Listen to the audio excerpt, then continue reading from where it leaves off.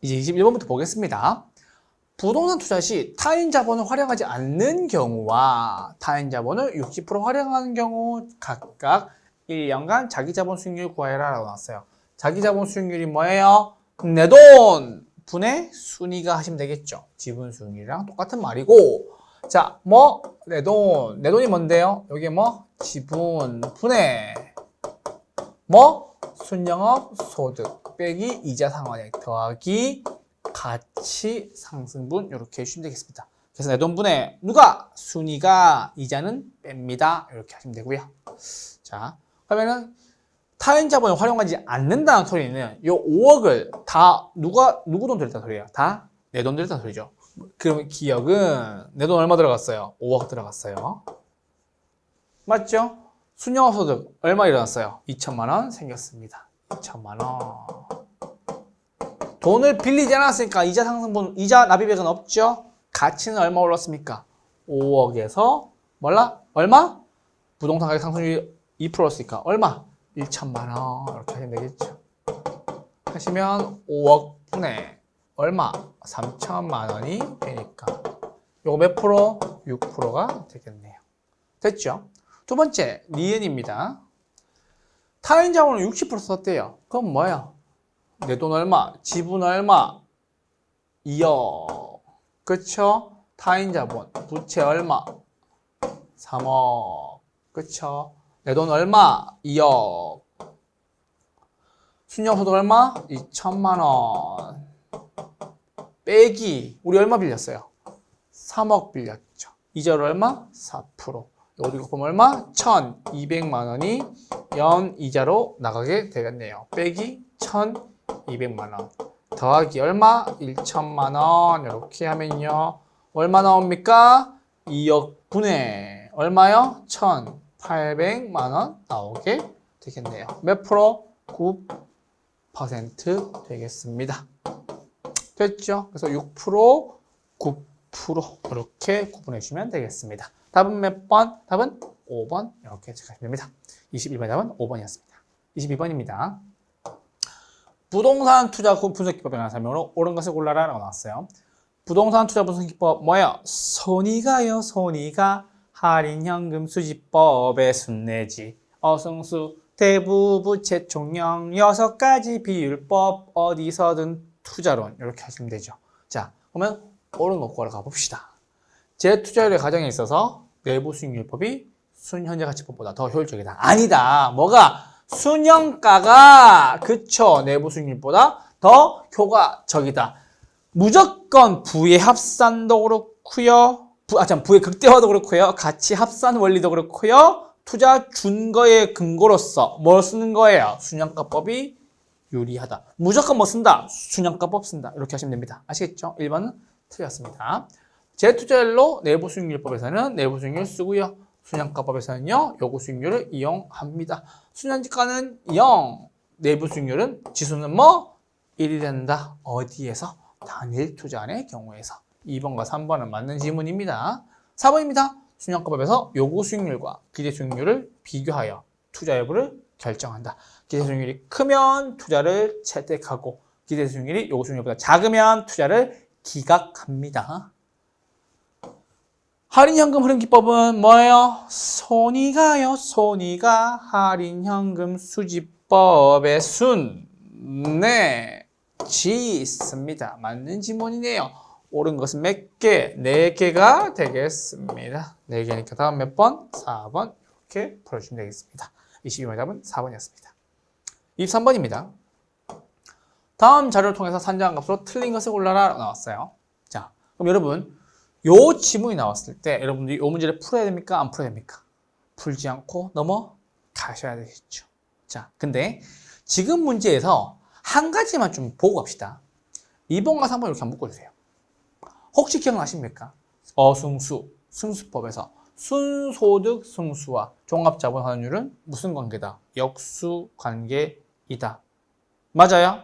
그러면 역수 관계란 소리는 순소승수가 5라는 말은 자본 환원율이 20%가 돼야 된다는 소리면 요거 둘 중에 하나는 틀렸다는 소리겠네요. 왜? 이 둘이 역수 관계니까요.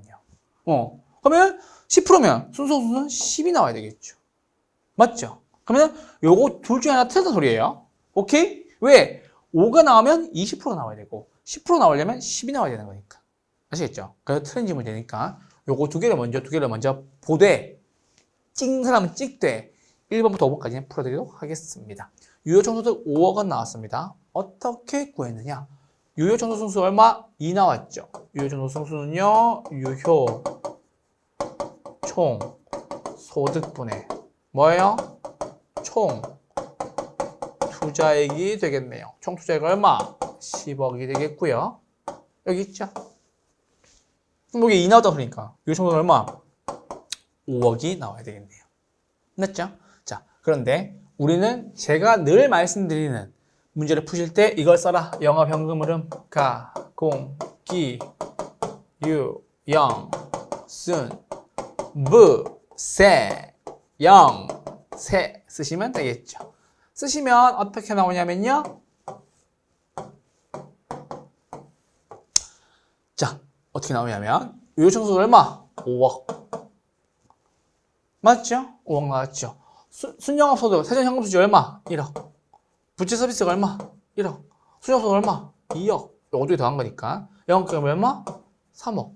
다 구했어요, 이러면요. 요청소 5억 맞나요? 네, 5억 맞습니다. 1번 맞고요.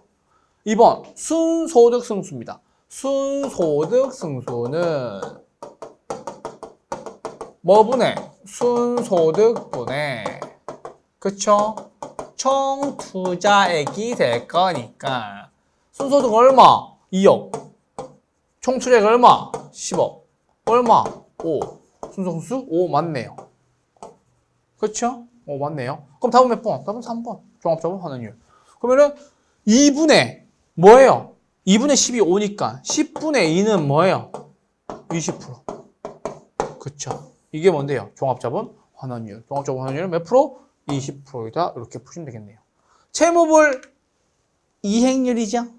이행률 맞아요? 채무불 이행률은 뭐예요? 영업, 경비, 더하기, 부채, 서비스 나누기 뭐? 유효 총소득으로 나누면 되겠네요. 영업 경비 얼마? 3억. 부채 서비스 얼마? 1억. 그쵸? 4억을 얼마 나눕니까? 유효 총소득 얼마? 5억으로 나눕니다. 그러면 4억 나누기 5억을 하면 얼마? 0.8. 오케이. 세전현금 수지승수입니다. 세전현금이 얼마인데요? 1억. 맞죠? 지분 투자액이 얼마? 5억. 얼마? 5 되겠네요. 맞는 질문입니다. 답은 몇 번? 답은 3번 이렇게 풀어주시면 되겠습니다. 해당 내용들 잘 구분해서 정리하시되 이 문제는 시험에서는 나오면 넘어가시되 역수 관계에 있었던 2번과 3번만 잘 확인해 주시길 부탁드리겠습니다. 23번의 답은 3번이었습니다. 요거 잘 보셨어야 돼요. 24번입니다. 부동산 투자 분석 기법 중 할인현금 분석법에 관한 설명으로 틀린 것을 골라라. 손이 가요 손이가 할인현금 수지법의 순내쥐 수는 빼고요. 내부 수익률은 같게 만들고요. 지수법은 나누면 되겠네요. 무엇을요? 현금 유입의 현재 가치에서 현금 유출의 현재 가치를 빼고 갖고 나누는 것이 순내지 방법이었습니다. 됐죠? 자, 수익성 지수란 맞죠? 대한 나왔어요. 현금 유입의 가치를 말하며 투자 비용이 다른 것을 구분할 때 유용하다. 땡큐. 정확한 질문입니다. 자, 여러분 이거 보셔야 됩니다. 현금 유입의 현재 가치, 현금 유출의 현재 가치라는 말이 나오면 여러분들이 해당 이 지문을 해석하기가 굉장히 어려워하세요. 자, 쉽게 설명드려보죠. 순서대로 읽으면 나눔값, 대한이 나오면 뭐예요? 앞에 뭐가 먼저 온다? 분모가 먼저 온다. 요게 분모가 먼저 온다. 대한 나오면. 아시겠죠? 대한 앞에 뭐? 분모. 대한 앞에 뭐? 분모. 그러면 봅시다. 현금 유입의 현가에서 현금 유출의 현가를 나눈 값입니다. 맞는 지문이고요.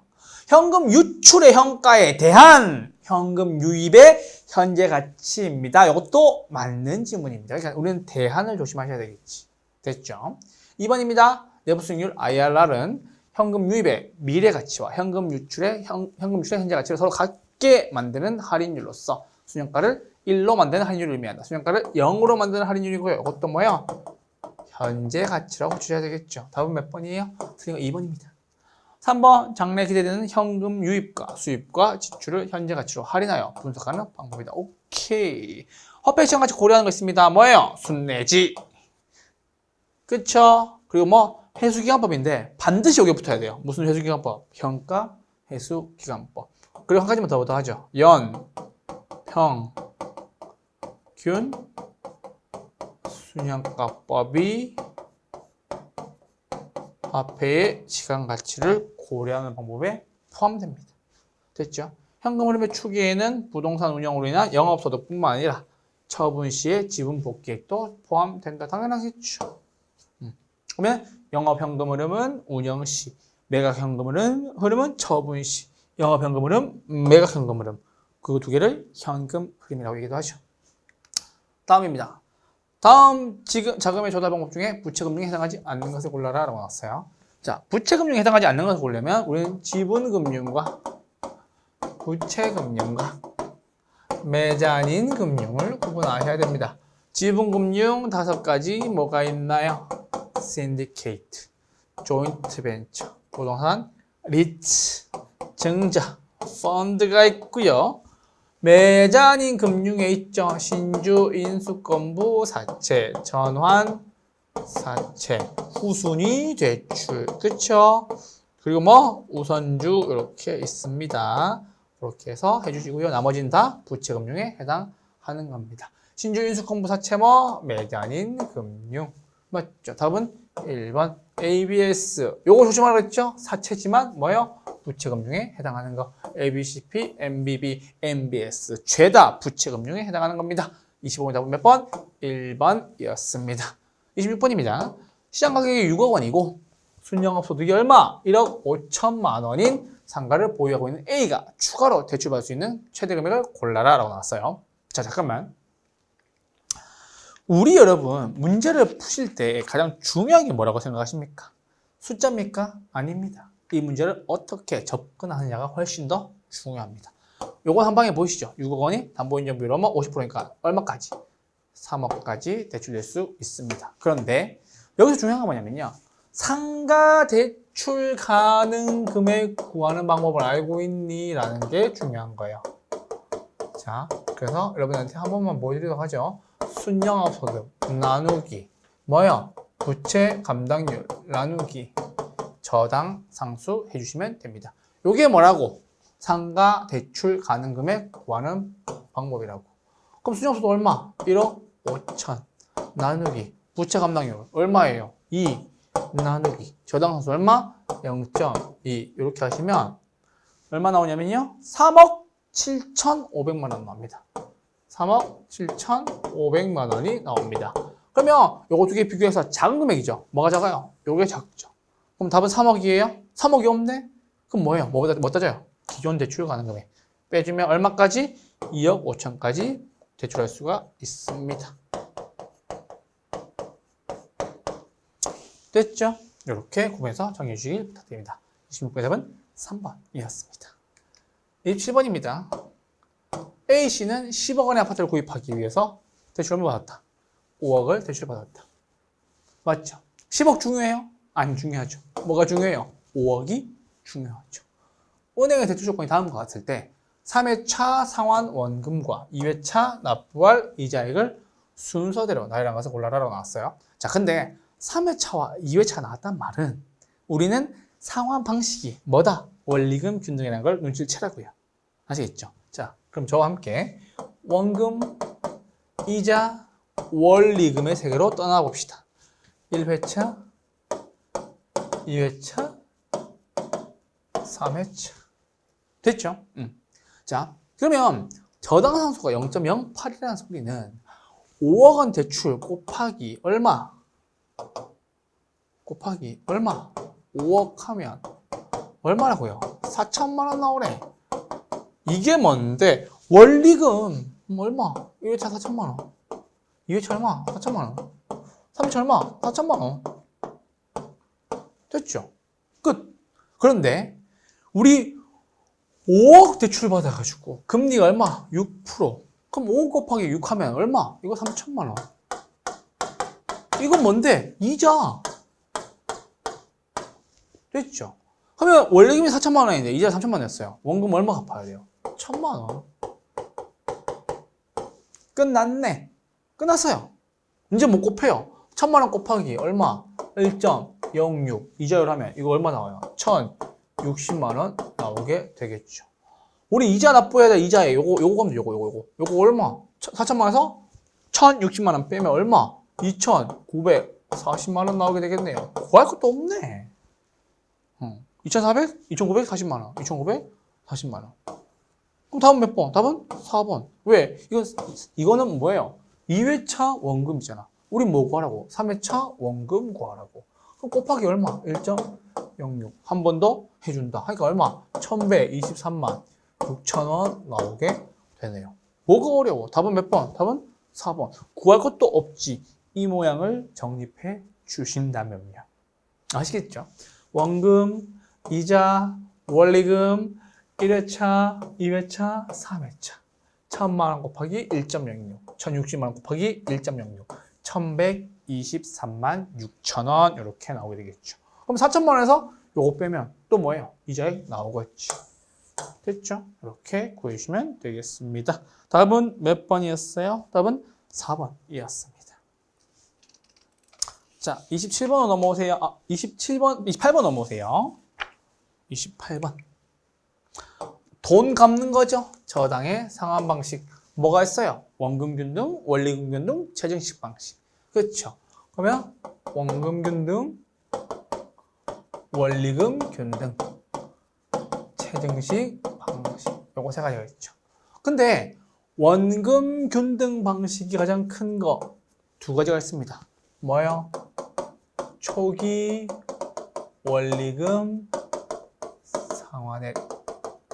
두 번째 뭐?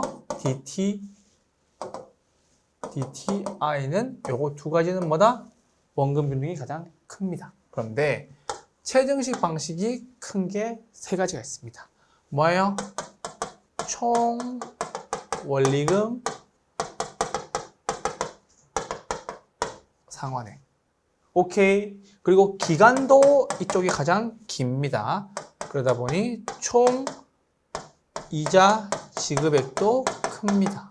그리고 잔금 비율도 큽니다. 됐죠?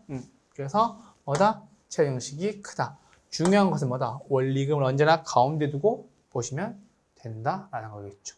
총 이자 수입의 크기는 뭐예요? 체증식이 가장 크겠고요. 그 다음 뭐? 원리금이 크겠고, 그 다음 뭐? 원금 균등 방식이다. 틀렸죠.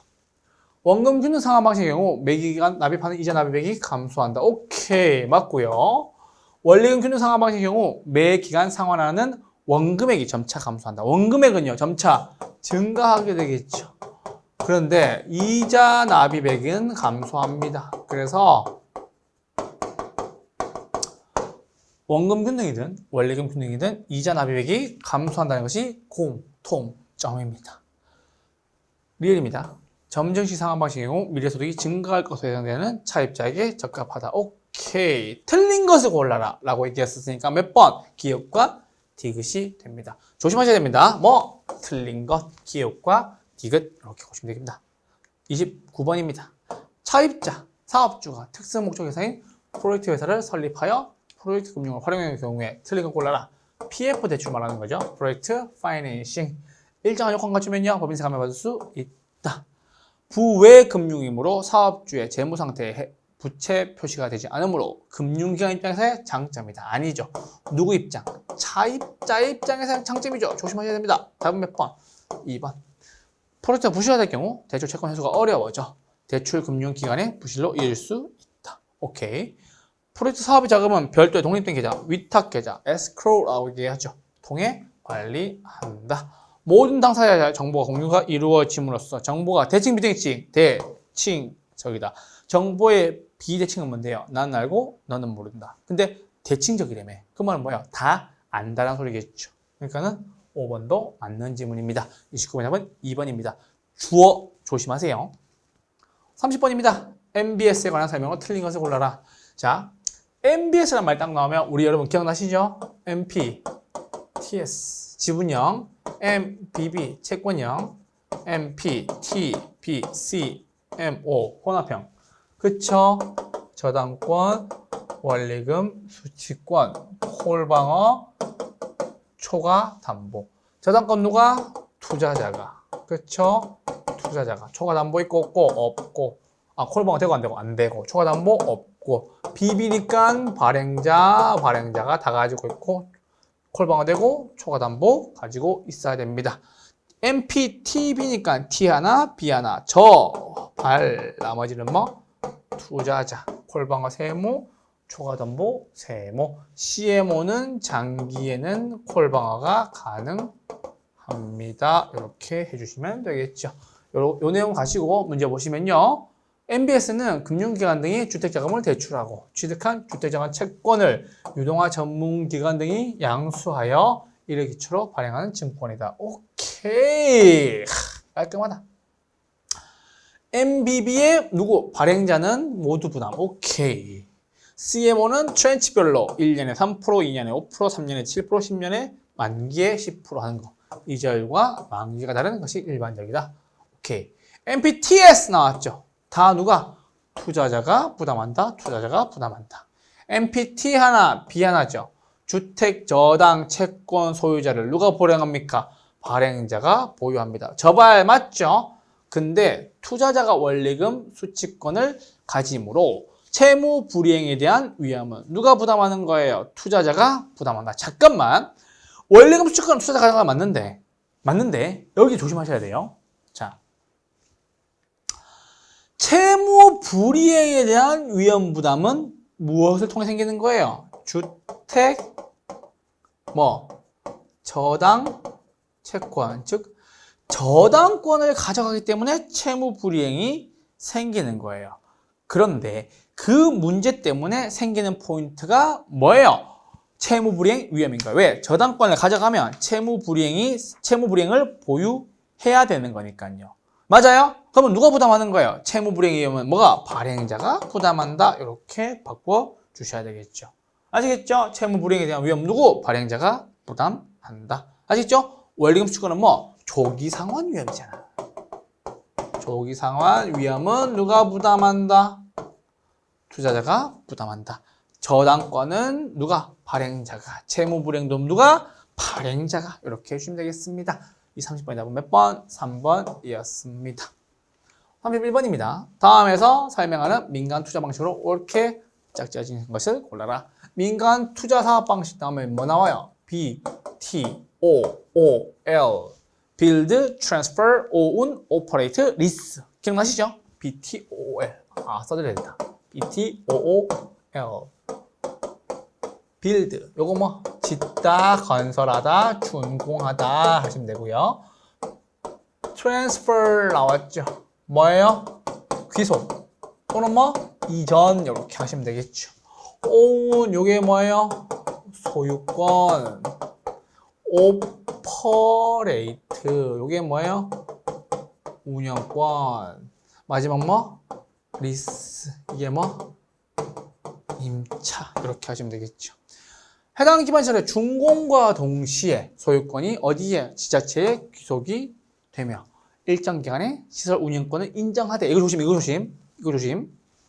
그 시설을 국가나 또는 지자체 등의 협약으로 정한 기간 동안 임차하여 사용 수익하는 방식. 이게 뭐예요? BTL 방식이죠. 어디에 씁니까? 학교, 기숙사, 도서관, 군인 아파트 등의 교육문화 복지시설에 씁니다. 요거 예시까지 잘 구분해서 정리해 주시기를 부탁드리겠습니다. 31번의 답은 5번 BTL 방식이었습니다. 32번입니다. 부동산 개발에 관한 설명을 틀린 것을 골라라 나왔어요. 자, 개발의 위험에 말이 딱 나오면 뭐가 떠올라야 돼요? 법, 시, 비. 됐죠? 그러면 시장 위험은 뭐예요? 인근 지역의 쇠퇴, 시장성의 감소. 토지 이용계획 확정된 토지 사는 거 비용 위험이에요? 착각하시면 안 됩니다. 무슨 위험? 법률적 위험 하셔야 되겠죠. 다음 몇 번? 2번. 됐죠? 3번 흡수율 분석은 부동산 시장에 공급된 일정 기간 동안 소비되는 비율을 조사하여 부동산 시장의 추세를 파악하는 것이다. 미래 예측이 목적이 되겠네요.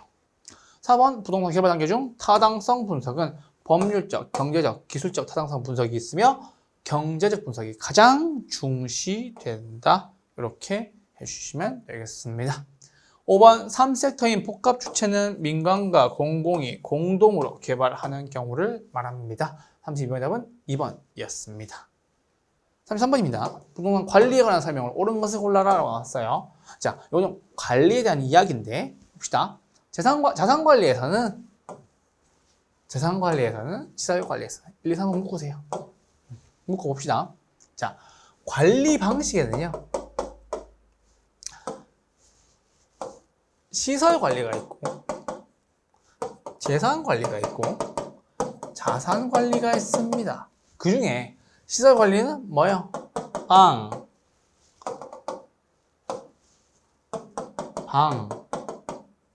범, 방제, 에너지 관리, 인력 관리 이런 것들 다 있습니다. 근데 자산관리는 뭐가 있어요? 매입, 매각, 재개발, 투자 리스크, 포트폴리오, 포트폴리오, 그리고 프로젝트, 파이낸싱 이렇게 있습니다.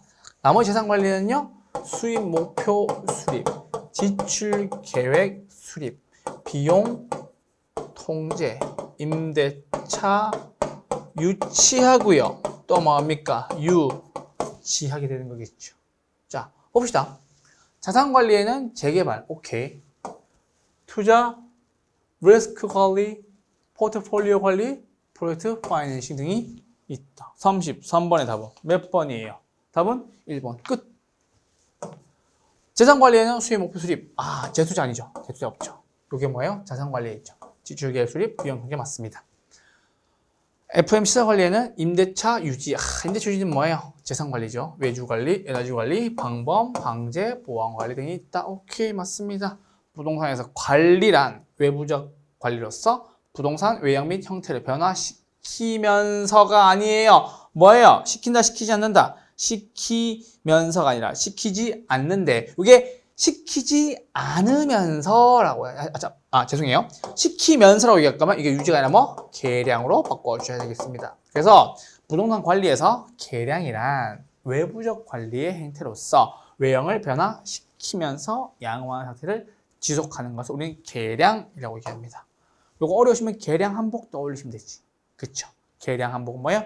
외부적 형태를 변화시키면서 양호한 상태를 지속시키는 행위입니다. 라고 나옵니다. 경계 확정을 위한 경계 측량을 실시하는 것은 법률적 관리에 해당한다. 아니에요. 무슨 관리? 기술적 관리에 해당한다 해주시면 되겠습니다. 33번은 1번이었습니다. 34번입니다. 부동산 마케팅 전략 중 가격 전략에 해당하지 않는 것은 몇 번? 4번. 그런데 잠깐만. 저가 전략 싸게 파는 거, 고가 전략 비싸게 파는 거. 신축 가격 전략 뭐예요?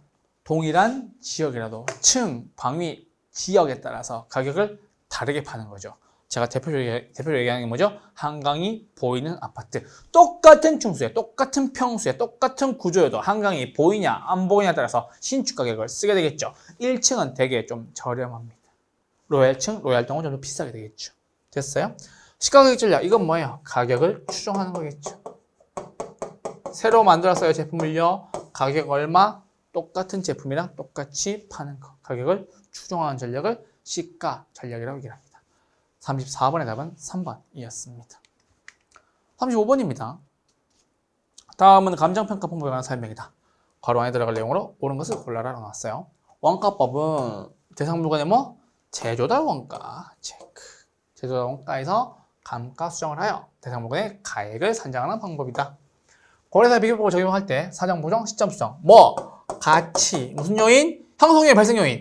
형성 요인 있죠. 맞죠? 가치, 형성 요인 체크해 주시고. 수익 환원법에서 장래 산출할 것으로 기대되는 뭐 무슨 수익? 순 수익이나 미래의 현금 흐름을 환원하거나 할인하여 가액을 산정하는 것을 말합니다. 답은 몇 번? 답은 5번 체크해 주시면 됩니다. 얘네들은요 다 뭐예요? 감정평가에 관한 규칙 2조 정의에서 나오는 내용들입니다. 반드시 중요한 질문들이니까요. 꼭 복습할 때 함께 해주시길 바랍니다. 36번입니다. 옳은 것을 골라라 라고 나왔어요. 감정평가에 관한 정의에 대한 문제죠. 자, 봅시다. 1번 감가수정이란 대상 물건의 제조달 원가를 감액하여야 할 요인이 있는 경우에 물리적, 기능적 또는 경제적 감가 등을 고려하여 그에 해당하는 금액을 제조달 원가에서 가산하는 게 아니라 뭐요? 빼는 거죠. 공제하여 기준 시점에 있어서의 대상 물건의 가액을 적정하는 작업을 말한다라는 거예요. 감가수정의 가장 큰 정의입니다. 2번 공시지가 비교법이란 감정평가의 대상이 된 토지와 가치 형성 요인이 같거나 유사한 이용 가치를 지닌다고 이용되는 표준지 공시가를 기준으로 대상 토지의 현황에 맞게 시점 수정, 지역 요인, 개별 요인 비교 등의 그 밖의 요인을 보정을 거쳐 대상 토지의 가액을 산정하는 평가법을 말한다. 맞아요, 틀려요? 틀렸죠. 어디가 틀렸어요? 공시지가 비교법이 아니라 뭐 공시지가 기준법이 되겠죠. 3번입니다. 동일수급권이란 대상 부동산과 대체 경쟁관계가 성립하고 같이 무슨 요인? 형성 요인에 서로 영향을 미치는 관계에 다른 부동산이 존재하는 관계를 말하며 인근 지역과 유사 지역을 어떻게 합니까? 포함한다 하시면 되겠습니다. 4번입니다. 시장가치란 대상이 되는 토지 등이 통상적인 시장에서 오케이 충분한 기간 동안 거래를 위해 공개된 후 오케이 정통한 당사자 맞습니다. 반갑습니다. 신중하고 자발적인 거래가 있을 경우 성립될 가능성이 가장 높다고 인정되는 대상 물건의 가격을 말한다. 이게 정확한 시장가치의 정의입니다. 저는 이런 문제들을 사랑합니다. 왜요? 정확한 근거를 기준으로 지문이 깔끔하게 나왔으니까. 정말 좋아하는 문제입니다. 답은 4번이었습니다. 5번 거래사의 비교법이란 대상 물건과 가치 형성 요인이 같거나 비슷한 물건의 거래 사례와 비교하여 대상 물건의 현황에 맞게 사정 보정, 시점 수정, 가치 형성 요인들의 비교 과정을 거쳐 대상 물건에 무엇을 산정하는 거예요? 임대료가 아니라 뭐 가액을 산정하는 방법을 말한다라고 하시면 되겠습니다. 5번도 틀린 질문입니다. 36번의 답은 4번이었습니다. 다음 7번입니다. 다음 자료를 활용하여 거래사례 비교법으로 산정한 대상 토지의 감정평가액을 골라라 라고 얘기했습니다. 자, 대상 토지의 감정평가액 골라가 봅시다. 토지의 크기에 체크하시면 되겠네요. 맞아요? 얼마? 5억. 일반 주거? 일반 주거. 맞습니다. 감사합니다. 5억 곱하기 대상이니까 위에 올라갑니다. 면적 4레니까 아래에 내려오면 되겠네요. 그렇죠? 곱하기 이제부터 열립니다. 지가 변동 얼마? 5% 하락 0.95 사례에 비해 8% 우세 1.08만 구하시면 되겠네요. 됐어요? 곱하기 0.95 곱하기 1.08 이렇게 하시면요. 답이 얼마 나오냐면요. 6억 4,125만 원 이렇게 나오게 됩니다. 자, 이제 이건 더 이상 뭐 논란거리가 없죠? 왜요? 하락하면 5% 빼고 우세하거나 상승하면 8% 더하고 그렇게 해서 5 곱하기 120 나누기 120 곱하기 0.95 곱하기 1.08 하시면 되겠습니다. 요것만 조심하면 되죠. 곱하고 나누고 그렇죠? 150으로 곱하고 120으로 나누고 나머지 두 개 곱해서 하면 얼마? 6억 4,125만 원. 답 몇 번? 1번 이렇게 풀어주시면 되겠습니다. 됐죠? 38번 문제입니다. 다음은 지역 분석과 개별 분석에 관한 사입니다. 틀린 것을 골라라 라고 나왔어요. 1번 개별 분석에서는 지역 분석에서 파악된 자료를 근거로 대상 부동산의 뭐 최유효 이용을 판단한다. 오케이. 2번 후보지 또는 이행지의 동일 수급권 판적 시 조심 성숙도가 낮은 경우에는 전환 후가 전환 뭐 전의 용도를 기준으로 한다라고 하시면 됩니다. 자 봅시다. 후보지랑 이행지가 후보지는 뭐예요? 상호간에 전환되고 있는 토지죠. 이행지는 뭐예요? 세부내역 이내에서 전환되고 있는 토지죠. 그 말은 뭐냐면 후보지는 뭐예요? 임농택, 임지, 농지, 택지에서 왔다 갔다 하는 거고 이행지는 뭐예요? 임지, 농지, 택지 지역 안에서 주상, 임농택, 즉 농지지역, 전지, 답지, 과수원 이내에서 뭐야? 전환되고 있는 토지라는 소리예요. 그러면 전환되고 있는 토지였는데 얘가 지금 전제가 뭐가 붙었어요? 성수도가 낮다면서요. 그럼 뭐예요? 성수도가 낮으면 전환 후가 아니라 뭘로 판단한다? 전환 전의 용도를 기준으로 판단한다는 거예요. 다음 몇 번? 2번 풀어주시면 되겠습니다. 지역 분석은 뭐예요? 국지적, 광역적. 개별 분석은 뭐? 미시적, 국지적.